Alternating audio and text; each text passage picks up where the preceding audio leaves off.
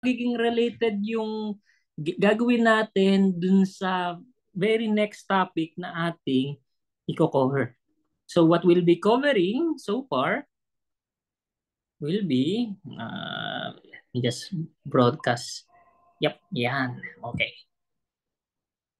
So again, recap lang yung ating mga uh, transformation equation. So unahin natin stress transformation. Dito tayo nagsisimula. So if we're mentioning stress transformation, with all of the derivations involved, what we will arrive at is you have an x prime. So again, if we're mentioning prime, we have a rotated frame of reference, pero duly take note na itong x prime at saka y prime are still perpendicular with one another. So walang magbabago concerning yung pagiging perpendicular ng dalawa. So what we are trying to do here is to transform from unprime to prime. So we are rotating by some angle theta. And again, after all of the derivations at hand, we arrive at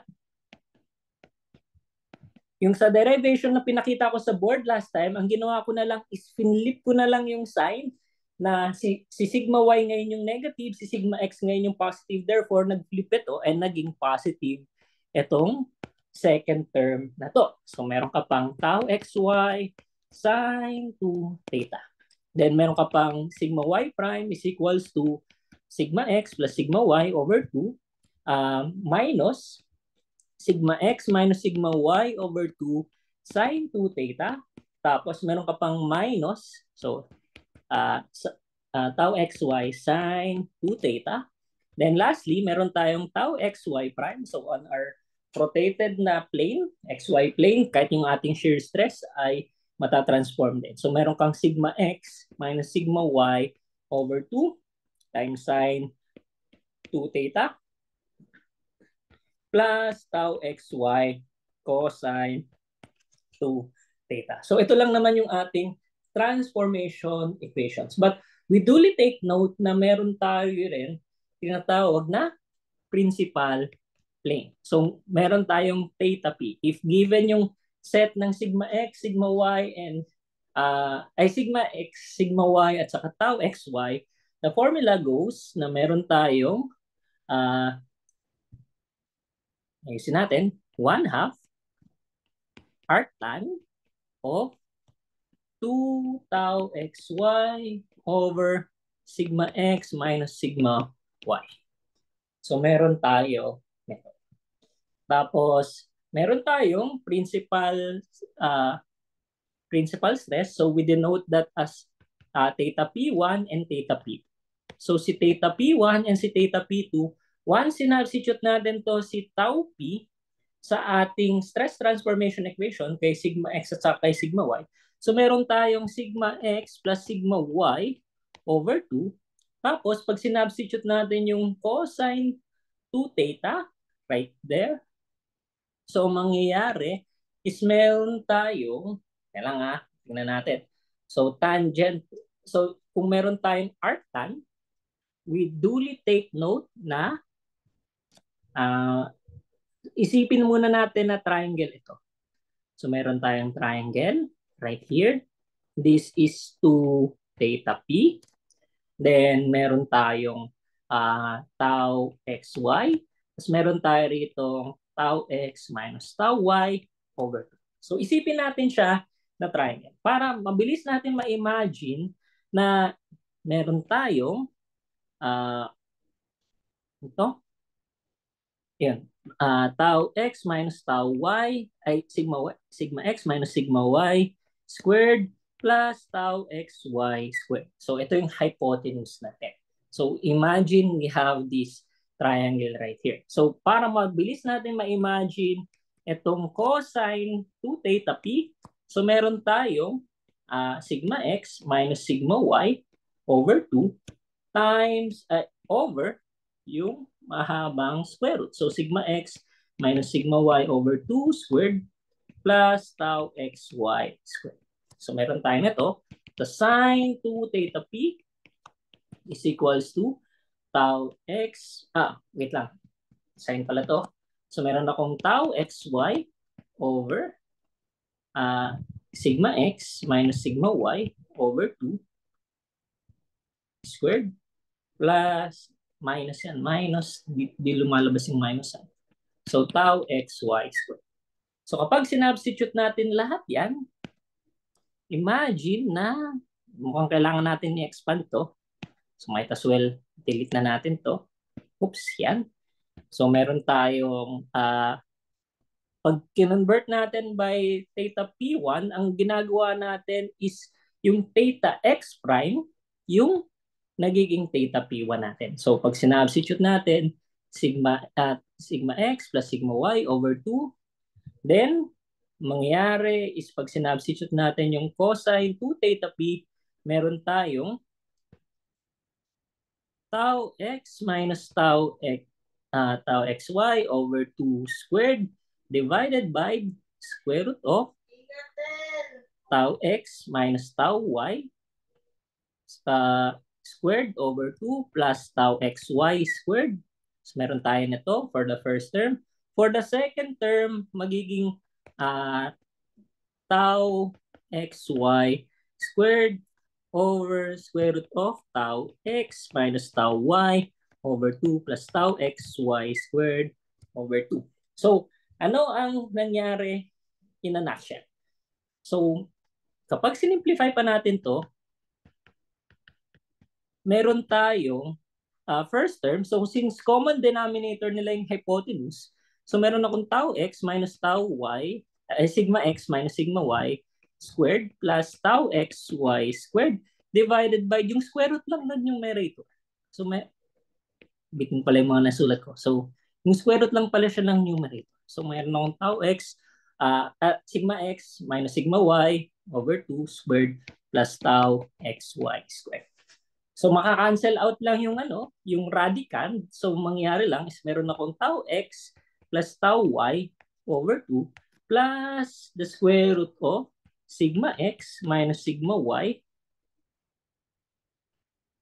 expand lang natin, squared, plus tau xy squared. So ito lang yung magiging theta P1 natin. Similarly, yung theta P2 natin, para malesen yung ating, wait, o nga pala, cosine pa rin to. Cosine pa rin to. So cosine pa rin yan. Muntik ko nang makalimutan. So pag sinubstitute lang natin, pareho lang naging negative yung second term at saka yung third term. So mangyari lang yung radicand lang natin, at the end of the day, magiging negative lang. So in the end, meron tayong tau x plus tau y over 2 plus minus pala, minus square root of tau x minus tau y over 2 squared plus tau xy squared. So ito lang yung theta P2 natin. Then, it's important to take note na kapag sinubstitute naman natin yung isa dito, so meron kang tau xy prime. So yung tau xy prime at theta P, so lagay lang natin to. Pag sinubstitute natin siya, yung numerator natin will become, yung first term, is meron akong tau x minus tau y over 2 times tau xy over yung square root ng radicand. So meron kang ganito. So ito yung nangyayari dyan, plus tau xy squared. Then meron ka pang plus tau xy. Tapos this time, cosine theta naman. So meron tayong tau xy times sigma x minus sigma y over 2 divided by the same hypotenuse. So meron ako ito. And ang mapapansin natin is equal but opposite ito. So ito saka ito ay parehas lang. So ultimately, at the principal plane, dapat 0 yung tau xy prime natin. So ito yung ating transformation equation. So take note natin na counterclockwise is positive na angle, then clockwise is negative na angle dito. So ito, if we're going to use the stress transformation equation. So i-highlight ko yung mga important. So ito, at least to the very least, ma-memorize natin. Ito, to the very least, ma-memorize natin. Ito, to the very least, ma-memorize natin. Ito, to the very least, ma-memorize. So meron tayong theta p right there. Tapos we are also introduced to the second method. So yung Morse circle. Ito hindi ko siya ganong na-expound kasi ang hirap niyang gawin sa board work. Finally, meron tayong chance dahil sakto gamit yung tablet in order to project this. So we need to take note of the following parameter. If we're mentioning circle, there has to be a center ng Morse circle. And yung center na yon is tau x plus tau y over 2. It's simply the average of the two normal stresses. And meron tayong kailangang i-identify na radius. Yung radius is yung hypotenuse that we have brought up and solved for earlier. So meron kang tau x minus tau y over 2, sigma x minus sigma y squared over 2, plus tau x y squared. So meron tayo niya. So meron kang center and meron kang radius. Now, the convention goes, so ito yung explain ko later bakit parang ano, medyo trippy siya na i-interpret. So yung positive tau natin ay downwards. So ito yung positive tau natin. Ito yung, so tanggalin natin yung xy. So this is tau at saka sigma. So interaction between the shear stresses and the normal stresses. Every time we put out the first coordinate, so the first point, so ganito. Pag nagle-lay down tayo ng first point, it's always sigma x coupled with tau xy. Tapos kung gusto mo naman ipakita din yung second point, sigma y to be coupled with negative tau xy. Ngayon, for example, positive si tau x, tapos positive ay sigma x, positive din si sigma y, tapos positive din si tau xy. I-highlight ko lang iba-ibang kulay. So, halimbawa, nandito yung value ni sigma x. So, yan. Ito yung sigma x natin. Tapos yan yung tau xy natin. So ito yung sigma x plus coupled with tau xy. Then meron tayong sigma y which for example is mababa ng konti kay sigma x. So halimbawa nandito si sigma y tapos negative tau xy. So ganito kalayo. So nandito. So meron akong sigma y to be coupled with negative tau xy. So ito yung unang point natin. What we will notice right away is if kinonect ko itong point na to sa point na ito, mag-i-intersect actually siya at this point right here. This point is sigma x plus sigma y over 2. Yan na agad yung center ng ating Morse. Then, we also take note that this distance right here, itong distansyang ito ay sigma x minus sigma y. So therefore, yung kalahati nito is sigma x minus sigma y over 2. Tapos, so kung yan na yung sigma x minus sigma y over 2, this is tau xy. So meron ka ng radius dito. So now, to determine si theta p, so graphically, so kailangan natin makuha si 2 theta p dito. So si 2 theta p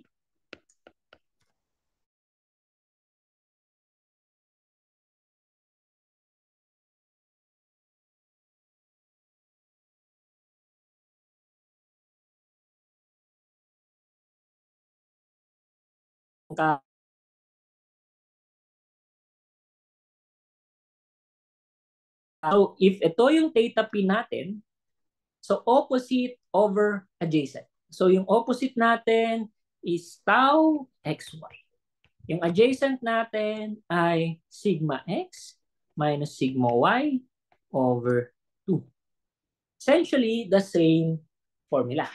Pero alternatively, pwede din natin gamitin si arc cosine.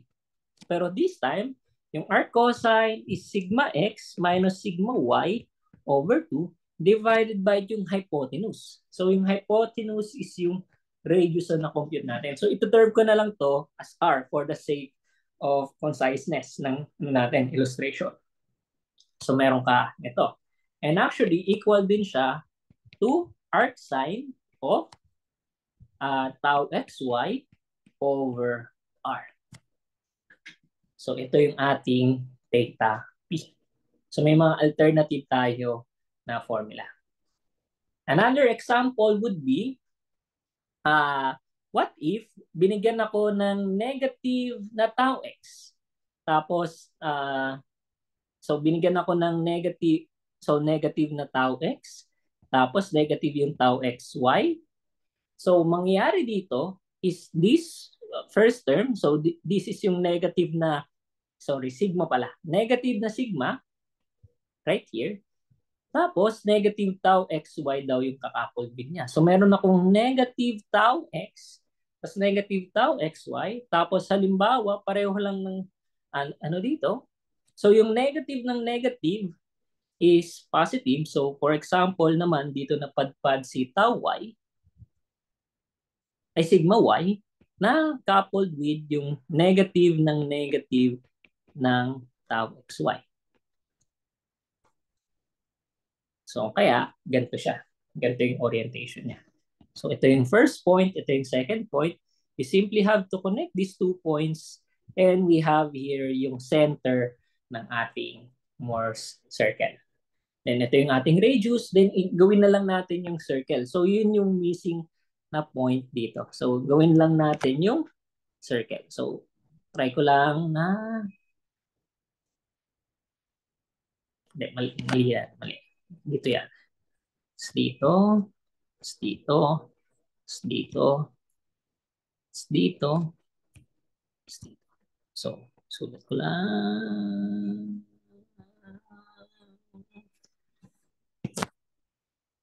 Ang pasada. Pasada.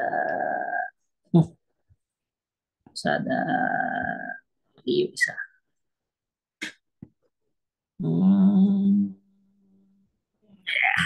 Yan. Yan, roughly yung ating Moore circle for that.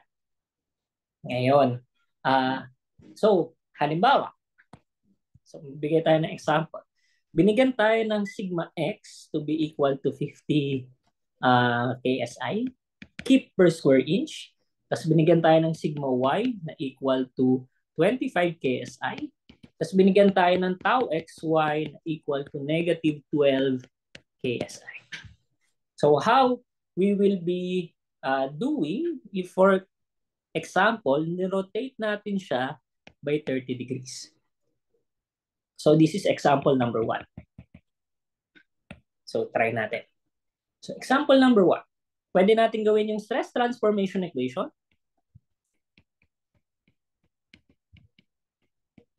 Yung pwede natin gawin is identify yung A to be equal to sigma x plus sigma y over 2. Yung B ay sigma x minus sigma y over 2. Yung C, pwede nating sabihin na tau xy para lang mikli yung ating solution. Tapos cosine 2 theta will be equal to D. So, ano lang natin, isa-set lang tayo ng notation para mapabilis yung pag-plug in later on sa CalCube. Pwede natin itong store and paglaruan later on. So, yung cosine 2 theta natin will be equal to cosine of 60. So, this is 1/2. Tapos, yung P natin is sine 2 theta. So, sine 60. This is square root of 3 over 2. So, yan lang yung ating gagawin. So for the first equation, so yung sigma x prime natin can be expressed as A plus B times B plus C times E. So meron tayo, evaluate pala natin to. So yung average ng dalawa is 37.5 KSI. This one is 12.5 KSI. And this is negative 12 KSI. So, pwede na natin siyang i-evaluate. So, meron akong 37.5 plus 12.5 times 1/2 minus 12 times square root of 3 over 2. So, ganun lang natin siya i-apply. And kailangan kong ilabas ang calcium na hindi ko na naman nadala. So, meron akong, kailangan ko lang isolve ng konti. So, meron akong 37.5 minus 6.25, ay plus 6.25. 6.25 minus 6 square root of 3. Kailangan, 37.5 plus 6.20. 6.25 minus square root of 3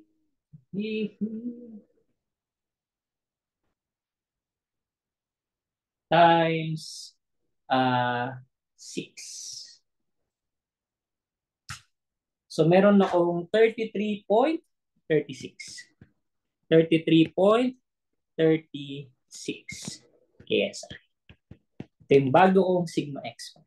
Sigma y prime ko, i-alter ko lang yung formula. So meron akong A minus BD minus CE. So meron akong 37.5 minus 6.25. Tapos ito magiging plus. Plus 6 square root of 3. So i-alter lang natin yung formula. So meron akong 37.5 minus 6.25 plus 6 times square root of 3.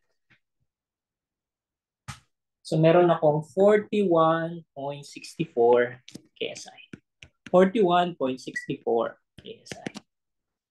Tapos yung tau x y prime ko will be equal to, so ito ay medyo mag-flip ng konti, negative BE, B times E. So ito multiplied by this. Tapos plus C times D. So meron akong 12.5 times square root of 3 over 2. This is negative. Tapos meron kang negative 12 times 1/2. So we would expect na meron akong so 6.25 times square root of 3 minus, so negative yon, minus 6. So meron ako negative 16.82. 83. So taasan na natin KSI. So ito lang yung ginagawa natin sa stress transformation equation. Yung pagkuha naman ng theta P, mabilis din ng konti.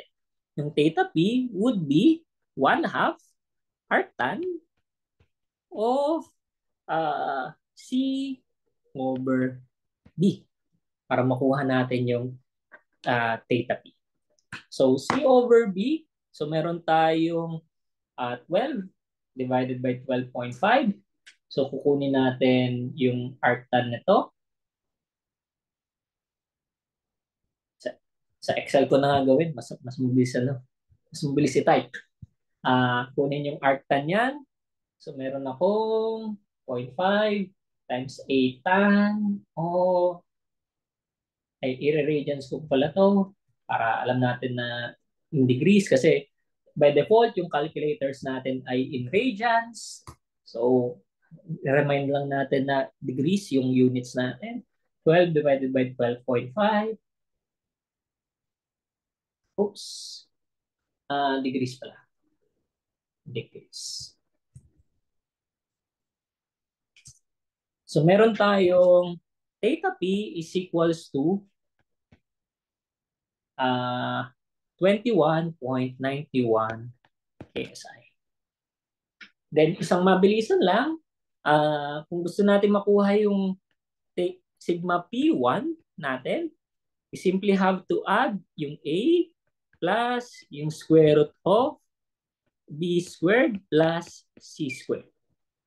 So meron tayong 37.5 plus square root ng 12.5 squared plus 12 squared. So ito yung ating theta P1. So meron tayong 55.17. Or gawin na natin 18 KSI. Kasi yung theta P2 natin will be equal to, alter ko lang ng konti yung ating pa-plugin na formula, meron akong 19.82 KSI.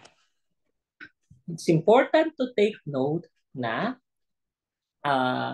in this particular scenario, meron kang okay. So, meron tayong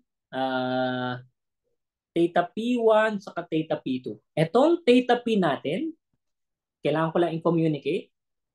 Ang ginagawa niya is yung sigma x ko ay tinatransform ko into theta P1 as my sigma x prime. Yun yung ginagawa nitong theta P na na-compute natin. So, wait, bakit KSI? Degrees ito. Degrees. Degrees, not KSI. So, meron tayo. So, theta P1 is equal to that. Theta P2 is equal to that. So, medyo kaya naman. Pero, might as well try this time using Mohr circle. Ating alternate na computation. So, we're going to do Mohr circle. So, again, ito yung ating y-axis. Ito yung ating x-axis. Medyo habang ko na konti. Then, kailangan ko lang ng measuring nito. Alam ko may ruler to eh. May ruler. Yan, ruler. So, yan. Set natin. Set lang. So, lagay ko rito na this is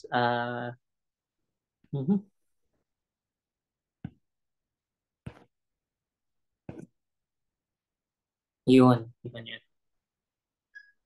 So, set ko lang. So, this is 12.5.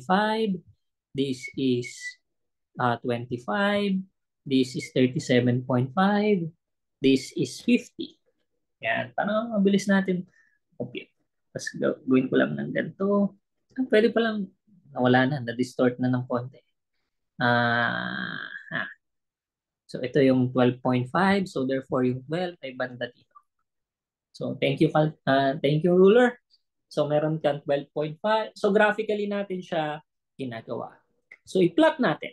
So, sabi, sigma x is 50 KSI to be coupled with 12 KSI. So, pakbila.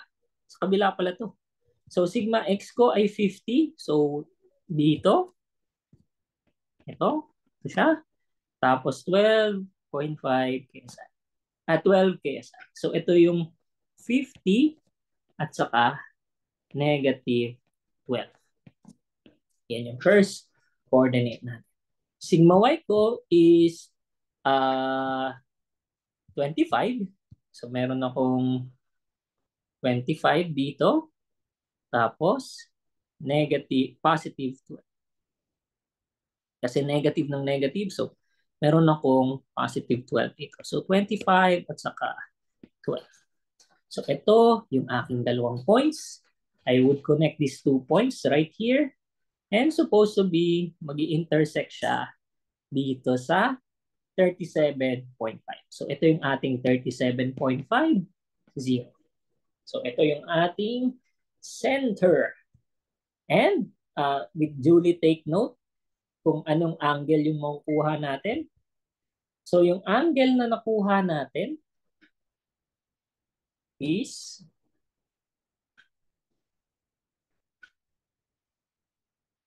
wait. Balikan ko ito. Negative pala yung C. So negative 12. This is negative 21.91. So dito, meron tayong pwedeng dalawang definition ng theta P. So yung una is ito yung theta P that will convert sigma x. Wait, babalik rin natin. Here to there. So yan yung angle natin. This will convert sigma x to theta P1. And pwede din na ito. Yung isa pa nating ano. So itong theta naman na to will ibahin natin yung kulay. Will convert baliktad na naman pala. Pag ganito, this will convert sigma y to theta P1. Yan yung nangyari. Pero kadalasan yung formula natin is on how to convert yung sigma x to sigma P1. So what we'll get here is meron tayong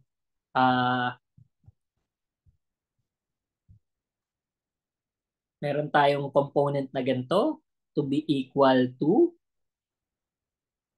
50. So meron tayong 12.5. So meron tayong 12.5. So 50 minus 37.5. Tapos yung height nito ay negative 12. So meron tayong negative 12 dyan.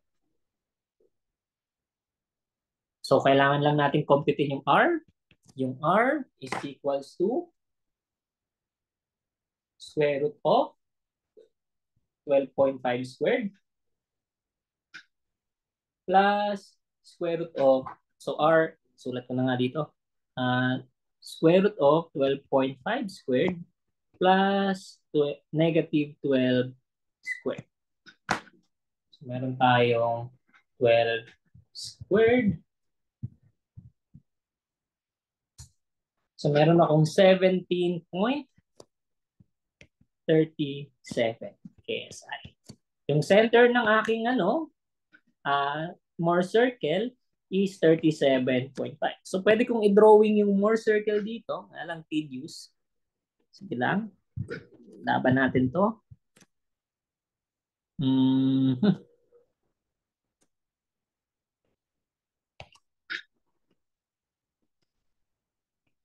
Yan. So trace ko lang. Trace ko lang. Trace ko lang. Trace ko lang. Trace ko lang. Yeah. Yan yung aking Mohr circuit. So meron akong 37.5 KSI as my center. So again, ni-note ko lang. Ang dami natin pwedeng gawing formula. So meron tayong R na 17.37. So pwede nating makuha yung theta P either using tangent.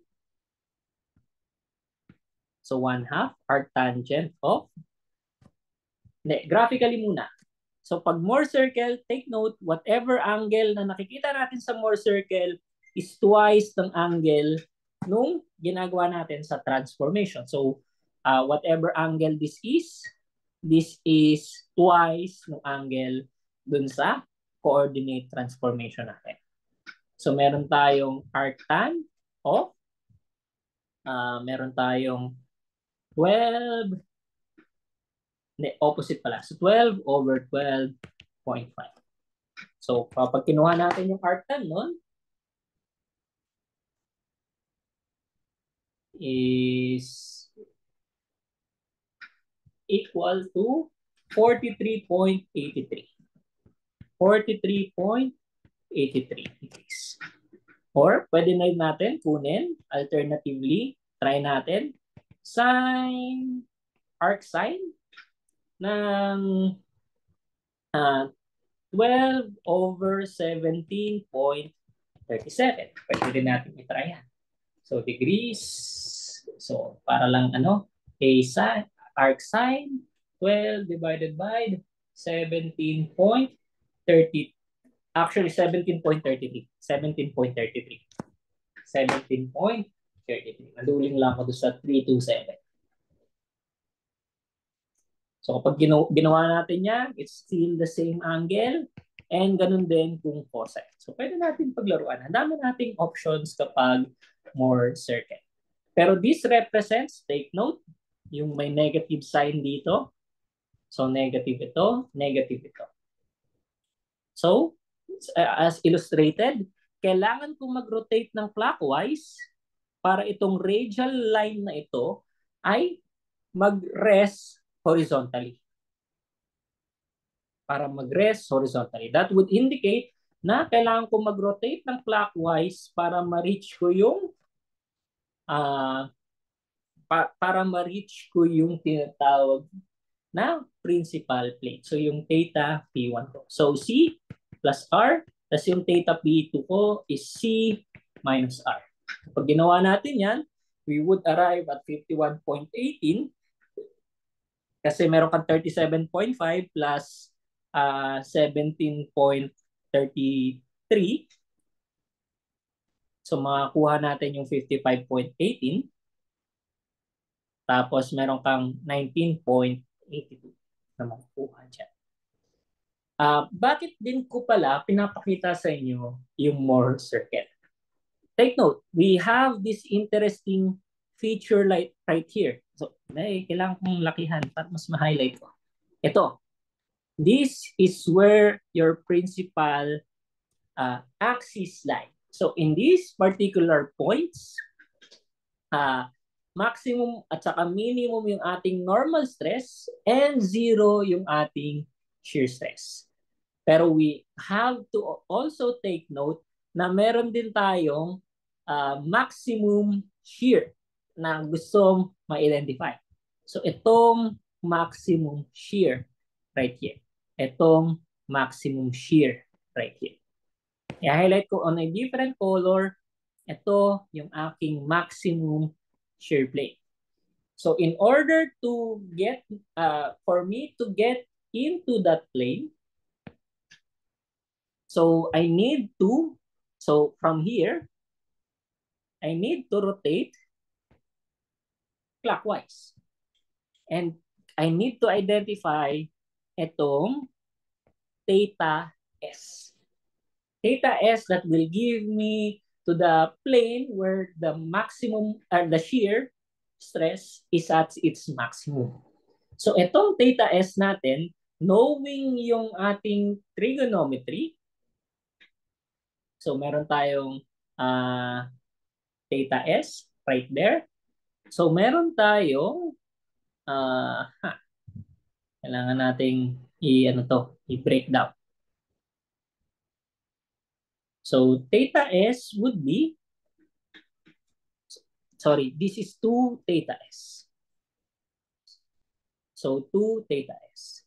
So theta S, knowing yung ating geometry, or 2 theta S, knowing our geometry, would be 90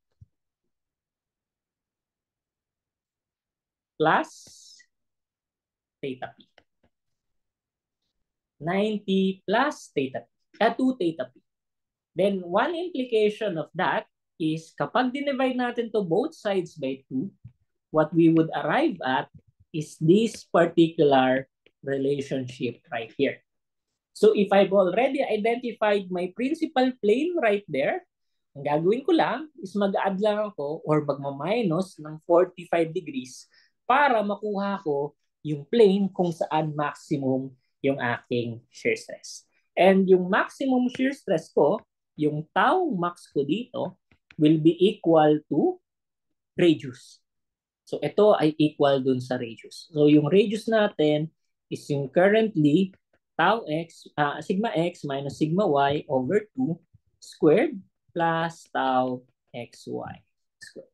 So ito yung ating tau max. And in order to get to tau max with the given set ng angle, kailangan lang natin na mag-add ng 45 degrees dun sa ating plane. So kung negative, nakuha natin is negative 21.91, in order for me to get to the shear plane, kailangan ko lang pala mag-rotate ng 23.09 degrees. So kailangan ko lang mag-rotate ng 23.09 degrees para makakuha ko ng state of stresses. Pero take note na sa aking state of stresses right here, ito, saka ito, saka ito, saka ito ay equal. Equal yung aking normal stresses. So yung sigma x ko right here is sigma x plus sigma y over 2. Ibig sabihin yung average ng aking dalawang principal, nung aking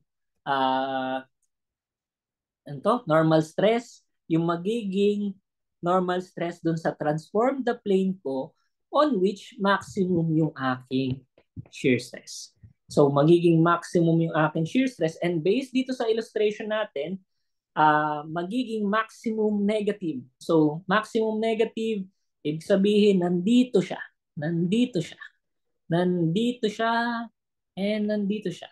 And substitute na natin yung value nito. This is 37 KSI, yung average ng dalawa. So 37, 37, 37. So meron akong 37.5 KSI, 37.5 KSI, 37.5 KSI, 37.5 KSI, and we have already previously solved for R. So this is equal to 17.37 KSI, 17.37 KSI. So ito yung state of stresses ko at my plane where the maximum stress is at its maximum. So mag-add lang ako ng 45 degrees. So questions so far? Okay, may 17 point negative. Yep, tama. So is it possible to have tau xy negative in magnitude? Yes, definitely. To clarify, sir, the center of Mohr circle always lies at the line where tau is equal to 0? Yes. Doon siya situated. Imposibleng may offset na at the center ng Mohr circle, non-zero yung aking shear stress. Because kailangan equal yung, equal but opposite yung magkakapol na shear stress doon sa normal stress.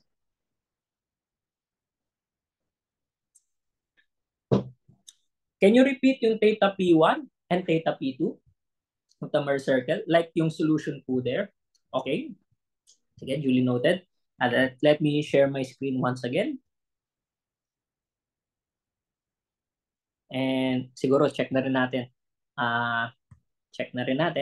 So yung theta P1, sigma P1 saka sigma P2.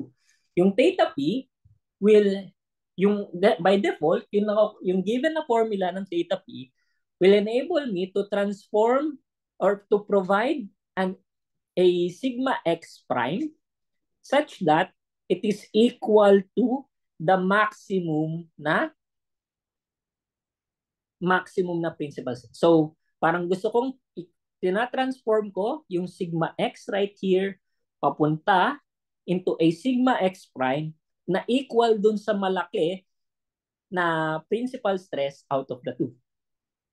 While at the same time, it is the same transformation on which kapag si sigma y naman ay kinonvert ko to sigma y prime, equal siya dun sa maliit out of the two. Ngayon, gagawin ko is kung meron akong isa pang theta P, pero I want to find a certain theta P such that meron ako, so papangalanan ko tong theta P2. I want to convert si sigma y such that kapag kinuha ko yung sigma y prime yan using the transformation involving yung theta P2, this will give me yung theta, sigma P1. So yung theta P2 ko is simply equal to theta P1 plus 90 degrees. Yun lang yung makukuha mo. Ito yung relationship between theta P1 saka theta P2. So again, yung convention natin goes, by default, theta P lang yung sinasabi. Pero kung halimbawa very particular tayo sa axis, so pag theta P1 is yung default on which yung sigma x natin ay tinatransform natin in order to get yung larger out of the two principal stress. Tapos yung theta P2 will help me convert yung sigma y naman into theta P1. Ay, sorry. Sigma y, yung gusto kong i-transform such that siya yung magbibigay ng mas malaking principal stress out of the two.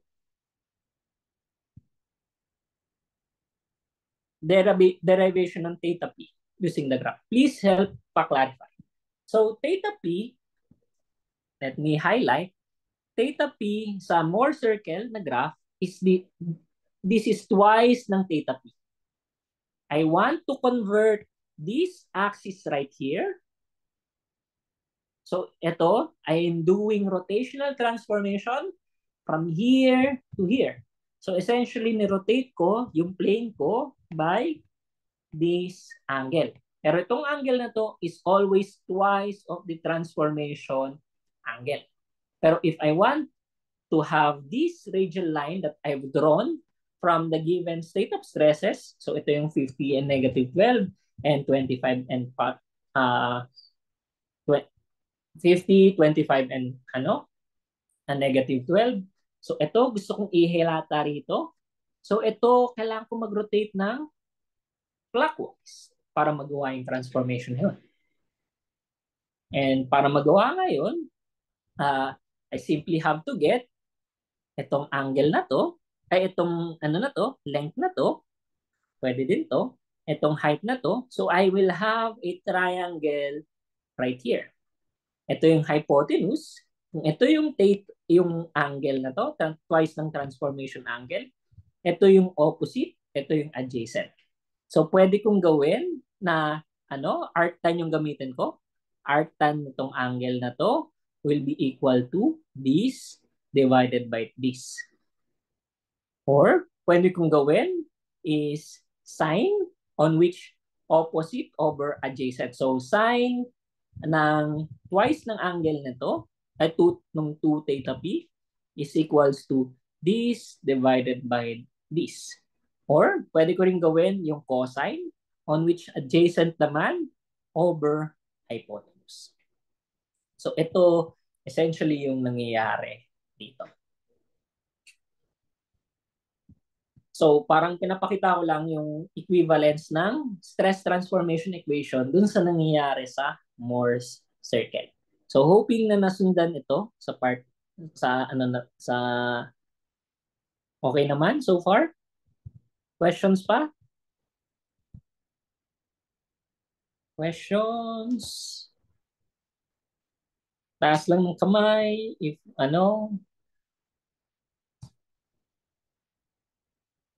So we hope nasundan yung derivation ng theta P dun sa graph.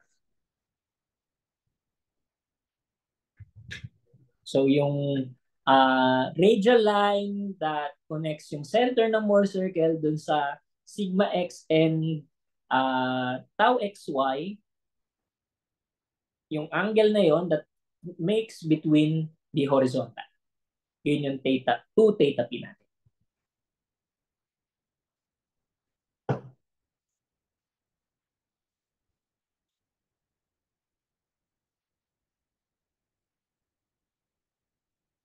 Okay, okay pa tayo?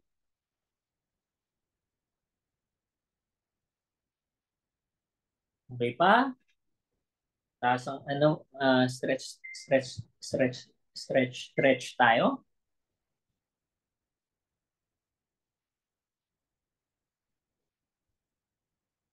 Okay. Okay? Sige. Let me just share once again. Continue on. Okay, mali yung... So, ginagamit natin tong mga information na to in order for us to describe yung theories of failure. Theories of failure. So, why we are doing this? Why we are doing this? So, gusto nating malaman ano yung limit ng material. Limit of the material. And while at the same time, if na-establish natin yung limit ng material, this will act as yung capacity, pwede na natin siyang ma-compare with the demand. Ito yung given state of stress natin. Given state of stress. Kapag na-exceed ni demand yung capacity, this will lead into establishing failure. If greater than capacity sa demand, ibig sabihin, okay pa. Hindi nag-fail yung material natin. So kaya theories of failure siya. So it's all about determining yung capacity from the demand. So yung capacity ay nanggagaling sa material properties. Pero ang question na lang is how are we comparing yung how are we deriving a capacity na pwede nating directly na i-compare with the demand. So we will be discussing two types of failure. Meron tayong maximum shear stress theory criterion. Ito yung manggagaling directly from the Mohr circle. Shear stress theory criterion. Tapos meron din tayong maximum distortion energy criterion.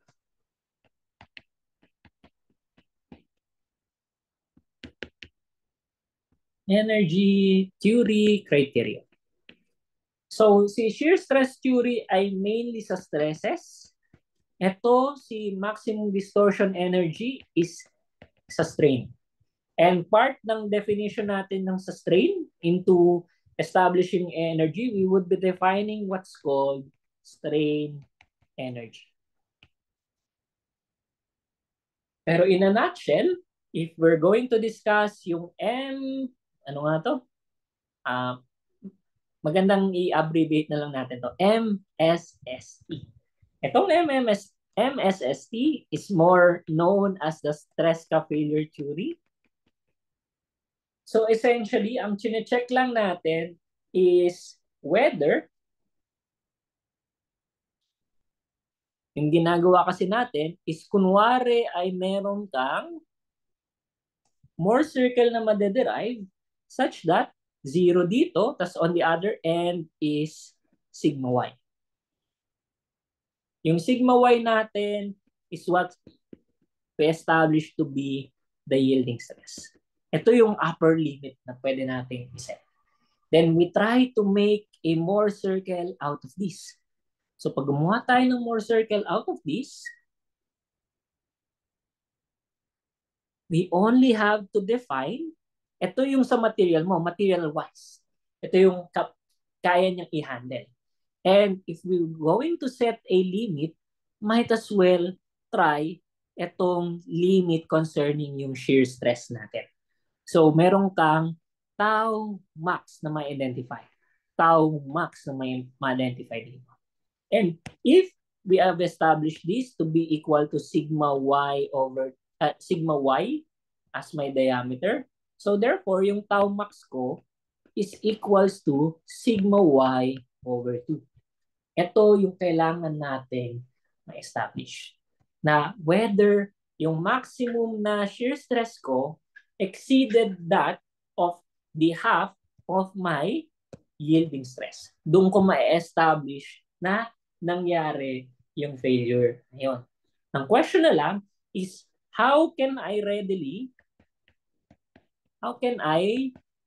define the maximum shear stress? being max shear stress. So I can define my max shear stress if I go back to my Mohr circle. So sa Mohr circle natin. So actually, yung Mohr circle natin, may answer for that. Or rather, magfo-focus tayo dun sa definition natin ng theta P1 at saka theta P2. Pag nakapag-establish na tayo nito, so these are my principal stresses. Diba? If na-solve na natin ito, one interesting thing about that is if we draw yung Mohr circle nito, so kahit na alam lang natin yung theta P1, so ito yung sigma P1, sorry, sigma P1 and sigma P2. Halimbawa, ito lang yung information na meron tayo.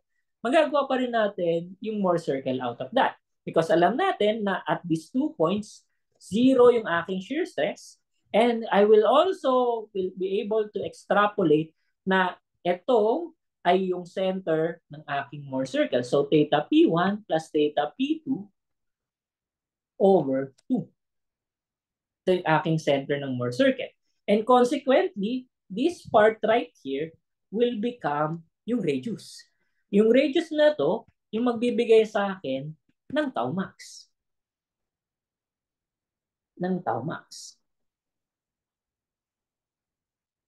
So, pwede mong ma-establish na kung pareho, nga lang, kailangan din natin mag-set ng convention. If theta P1 times theta P2 will be greater than 0, indicating na pareho sila ng sign convention, ma-establish mo yung failure if theta P1 is greater than sigma y. Ito yung failure natin. Ito yung failure criterion natin. Okay? And if sigma P1 times sigma P2 is less than 0, ito yung interesting na part. So, kailangan mong kunin yung absolute value ng P1 plus absolute value ng sigma P2. Dapat ito ay greater than sigma y if gusto natin siyang ma-establish na nag-fail. So, paano natin mag-derive ito? Take note, meron kang tau max is equals to sigma y over 2.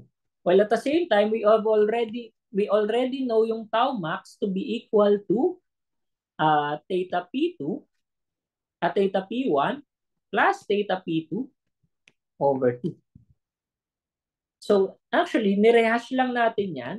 So, meron kang sigma y is equals to theta P1 plus theta P2. Pero, we duly take note na kung magkaiba yung sign, kung pareho yung sign ng aking stresses, kailangan lang itong mas malaki out of the two yung mag-exceed ng sigma y. Kaya ito yung una nating condition. So, if pareho sila ng sign, so positive to, so I only have to take note of the larger of the two. Ito yung iko-compara ko sa sigma y. Ito yung to be compared with, medyo nakakalito kasi medyo magmumukhang tau y yan. So, gagawin kong uppercase na letter yan. So, sigma uppercase y. So, lang tayo. So, sigma uppercase y. So, ayan lang yung kailangan to i-compare for the very first condition right here. For the second condition, we duly take note na magkaiba yung sign niya. So, pwedeng Si theta P1 ko, sigma P1 ko ay nandito, sigma P2 ko ay nandito. Yung magiging Tresca, failure yield criterion ko will only be this more circle right here. Ito yung sigma capital letter Y natin. And ito yung aking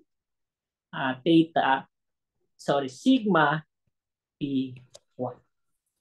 So ito yung maximum shear stress Curie criterion. So ito yung ito yung sa second condition. So ito yung second state right here.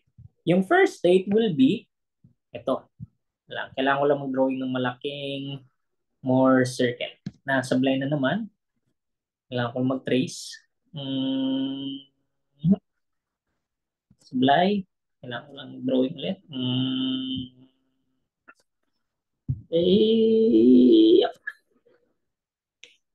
Sige, bayaan mo na. So ito yung envelope. So ito yung sigma capital letter Y. So itong una ay kung equal yung signs nila. Yung pangalawa is kung magkaiba yung signs nila. So kung parehong negative yung aking principal stress, kailangan kong kunin yung maximum value, ay yung absolute value. So whichever was the absolute value, which has the larger absolute value, yun yung i-compare ko sa sigma y.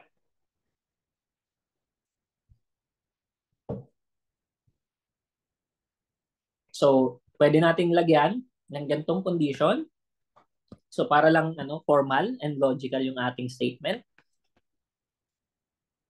So whichever was the maximum between the two, yun yung i-compare natin. Kung magkaiba sila ng sign, ito yung condition natin for that. Questions dito so far?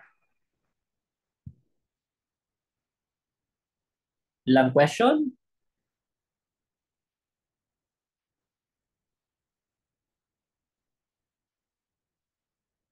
Ngayon, we arrive at the second na limits, parang failure theory. Pero kailangan nating ma-identify yung tinatawag na strain energy criterion. So yung strain energy criterion is essentially, pabalikan natin to, meron tayong certain na babalikan. And this is one interesting graph. This is my stress and strain graph. We already know na meron tayo ito. Ito yung ating stress strain curve. And we also note na meron tayong sigma is equals to E times epsilon. So stress is equals to modulus of elasticity times E. And yung total energy nito, take note we denote this to be related to displacement. Alam natin na ito yung displacement na yan is delta over, so ito yung magiging change in length over the original length. Kaya related siya sa strain. So meron tayo ito. Yung aking stress ay related naman sa force. Yung force na yun, kaya siya naging related is force divided by area. And if I want to define yung work is simply force times displacement.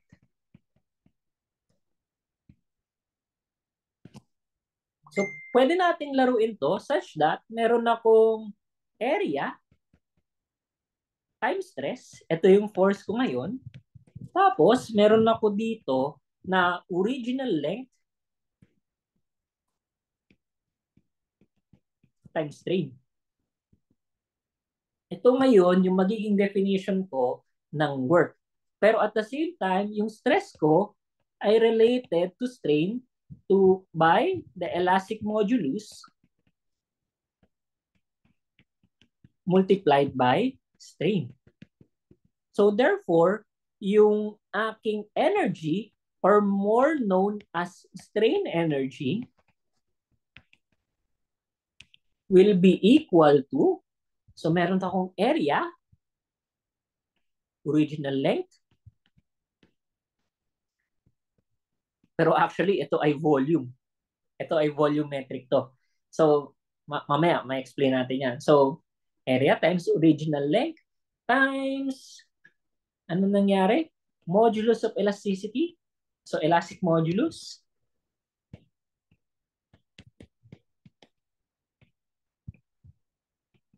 times the square ng strain. And to establish this, so volume is cross-sectional area. So area times original length. Ito yung original volume natin. So volume. So yan yung magiging volume natin. So meron kang E times V times epsilon squared. Pero we duly take note of this following graph right here. What we wanted to get is not a rectangular na area under the curve, not this, but yung triangular na part. So kailangan kong magdagdag ng 1/2 dito. Kasi I'm only getting yung area ng triangle ko.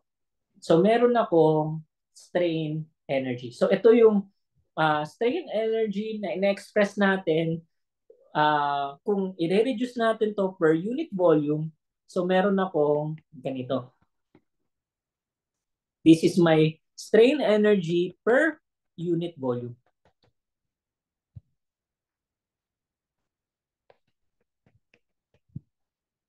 So medyo nakaka-yuto pa, di ba? So, kung pwede natin gawin dito, kung gagawin natin siyang in terms of how do you call this?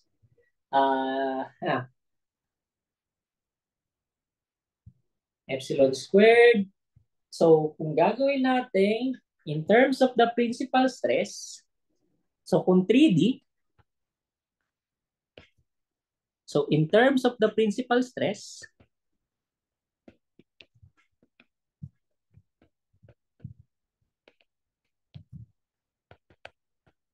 pwede din pala natin gawin na this area right here, yung strain energy natin, so dinedenote natin by capital letter U, is 1/2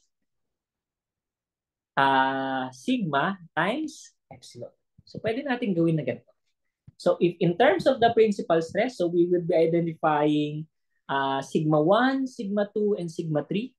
So meron tayong maximum na parang strain energy to be equal to that of 1/2 sigma 1 times yung magiging katumbas niya na strain along that axis plus 1/2 sigma 2 times yung strain along that axis plus 1/2 sigma 3 times the strain along that axis. So yung 1, 2, 3 represents yung X, Y, and Z natin.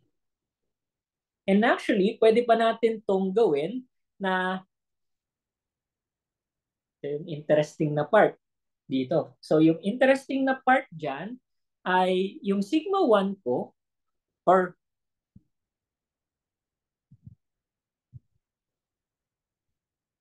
baliktad. Yung epsilon 1 ko somehow meron tayong mare-recall na very particular na formula. So ano nga ito? Yung very particular and familiar na formula is this one right here minus 2 times the Poisson's ratio. So familiar pa ba to? Familiar pa ba tayo rito? Sorry. Poisson's ratio over E times sigma 2 plus sigma 3. Familiar pa ba? Ito yung from our very first na long exam na out of parang lateral stresses, lateral strain saka principal strain natin. So, nire-relate natin siya in this manner. So, meron akong epsilon 1. Tapos, epsilon 2 ko, ganun din. So, sigma 2 over E minus the Poisson's ratio over E sigma 1 plus sigma 3. So, ganun din dito, epsilon 3, sigma 3 over E, tapos Poisson's ratio over E, sigma 1 plus sigma 2. So, ito yung ating criteria. So, kapag sinubstitute natin ito punta rito, ito papunta dito, ito papunta dito, ano ang mangyayari? So, yung mangyayari is meron tayong medyo mahaba-habang expansion to. So, 1/2 times sigma 1 squared over E minus ano nga to? Sigma 1 times nu over E times sigma 2 plus sigma 3. So, ito yung nangyari sa unang term. Sa pangalawang term, sulat ko na lang. Hindi ko na gano'ng inanarate. Sigma 2 nu over E, sigma 1 plus sigma 3 plus sigma 1/2. So, meron akong sigma 3 squared. Bakit sigma cube pala? Squared lang yan over E minus sigma 3 nu over E sigma 1 plus sigma 2. And kapag in-expand ko ito or sinimplify ko, what I'll have is meron akong 1 over 2. So, ano lang try natin na tanggalin si E out of the equation. So parang yan yung common term niya. So mangyayari lang dito is meron akong sigma 1 squared plus sigma 2 squared plus sigma 3 squared minus 2 times the Poisson's ratio. Kasi 1/2 to, ito isang buo naman. Ito ay isang buo naman siya. So kung nilabas mo yung 1/2 dito, so dapat times 2 para mag-cancel out and maging ganito siya. So meron akong 2 times nu times sigma 1 times sigma 2. Then, meron pa akong, saan pa ba? So, naulit pala twice. So, twice pala na, o nga pala. So, kaya may 1/2 pala sa pareho. So, may 1/2 sa pareho. And, mag-a-appear siya twice. So, tanggalin muna natin itong 1/2. So, meron tayong ito, at saka ito. So, mapapansin din natin ito at saka ito. So, twice siya nagpakita, kaya meron kang 2 dito. So, meron ka pang 2, sigma 1, sigma 3, tapos 2, sigma 2, sigma 3. So, ito yung ating notation on this. So, ito yung maximum, yung energy, ito yung ating strain energy density. So, naka-express na agad in terms of the principal stresses. And now, kung planar na cases to, so pag planar, ginagawa lang natin is sigma 3 is equal to 0. So x and y plane lang yung kino-consider natin. So magre-reduce ito para lang medyo dumali ng konti. Sigma 1 squared plus sigma 2 squared minus 2 nu times sigma 1 times sigma 2. Yan na lang siya. So meron tayo ito. And try pa natin na i-simplify ito. Gusto natin kasi na wala si nu out of the equation si nu. Out of the equation si nu. So pag out of the equation si nu, gagawin natin is somehow magta-transform siya into 1 plus nu over 3 times E. Then, ito ay magiging sigma 1 squared minus sigma 1 sigma 2 plus sigma 2 squared. So parang ginawa mo lang quadratic equation siya dun sa planar na. And Now, yung ginagawa na lang natin ultimately is etong nasa loob yung kinokompara natin kay sigma capital Y squared. Yun yung maximum energy criterion. Ito yung inintroduce ni von Mises. So itong in-highlight ko rito is yung von Mises stress natin. And yung von Mises stress na yun, or yung squared ng von Mises stress. So yung von Mises stress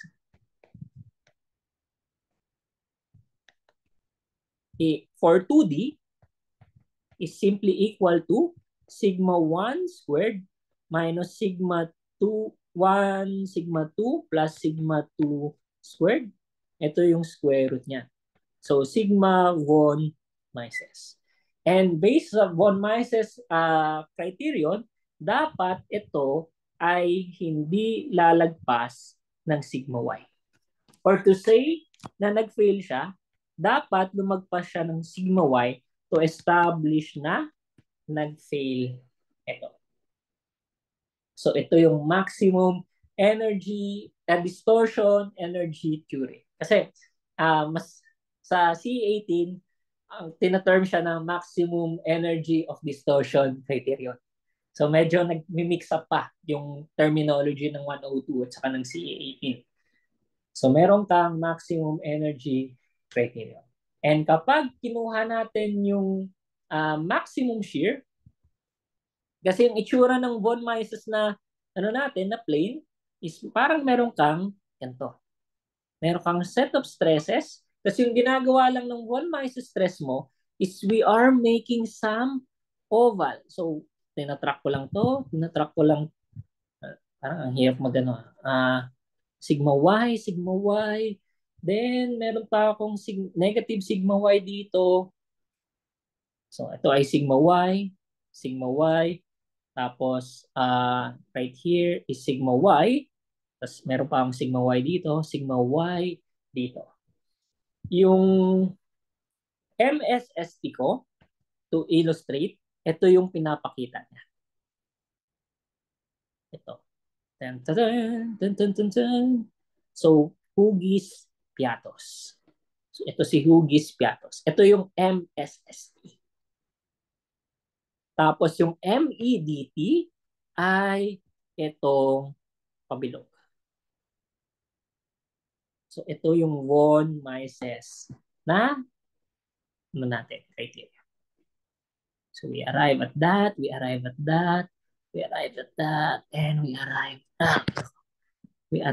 at that. So ito yung aking criteria. Pero take note, merong key difference dito. Yung according to the von Mises criterion, take note we know that this is yung maximum shear plane ko. Ito yung maximum shear plane ko. 45 degrees. 45 degrees. So meron akong 45 degrees right here. Hindi ito more circle. We take note that this is sigma 1 and sigma 2. Hindi natin nire-relate yung shear stress, but rather we are identifying a 45 degree na plane from the principal axis na itong intersection na to, so this is 45 degrees. So itong intersection na to is supposed to be,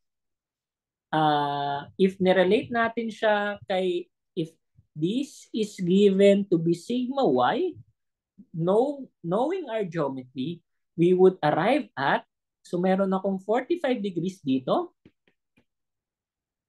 45 degrees dyan. Then we have here a right triangle right here.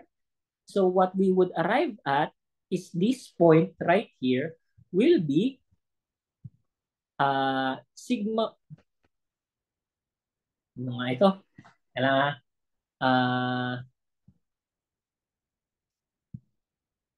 sige.